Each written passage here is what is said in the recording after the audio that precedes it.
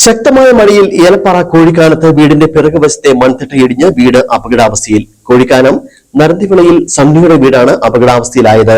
2018 പ്രളയത്തിലും സമാന രീതിയിൽ ഇവരുടെ വീടിന്റെ പിൻവശത്തെ മണ്ണിടിഞ്ഞിരുന്നു. നിലവിൽ ഈ വീട് വാസയോഗ്യമല്ലാതായി മാറിയിരിക്കുകയാണ്.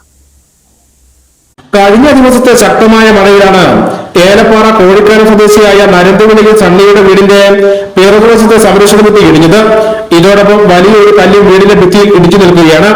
വീടിന്റെ ഭിത്തിക്ക് വിള്ളൽ സംഭവിച്ചു. നിലവിൽ വാസയോഗ്യമല്ലാതായ വീട് മാറിക്കഴിഞ്ഞതായി ഇവർ പറയുന്നു.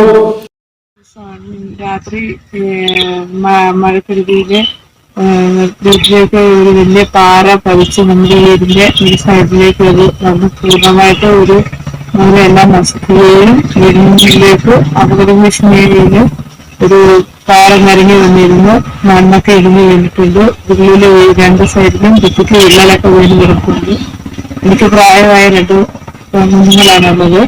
ഇതുപോലെ തന്നെ 2018 പ്രളയ സമയത്ത് മണ്ണിടുകയും ഒരു പാറ ഇടിക്കുകയും ചെയ്തിട്ട് നിങ്ങൾക്ക് യാതൊരുവിധ ആനുകൂല്യങ്ങളോ കാര്യങ്ങളോ അധികാരികളുടെ ഭാഗത്തു നിന്നും ഉണ്ടായിട്ടില്ല. ഇപ്പൊ വീണ്ടും അതേപോലെ തന്നെ ഈ വീടിന് അപകട നിലയില് മണ്ണിട്ട ഇടിഞ്ഞ് ഇങ്ങനെ നിൽക്കുന്നുണ്ട്. 2018 പ്രളയ സമയത്തും സമാന രീതിയിൽ മണ്ണിടിഞ്ഞു വീണിരുന്നു. അന്ന് അധികൃതർ സ്ഥലത്ത് വിവരങ്ങൾ ശേഖരിച്ച് മടങ്ങിയെങ്കിലും യാതൊരുവിധ ആനുകൂല്യങ്ങളും ലഭിച്ചില്ല എന്നും ഇവർ പറയുന്നു.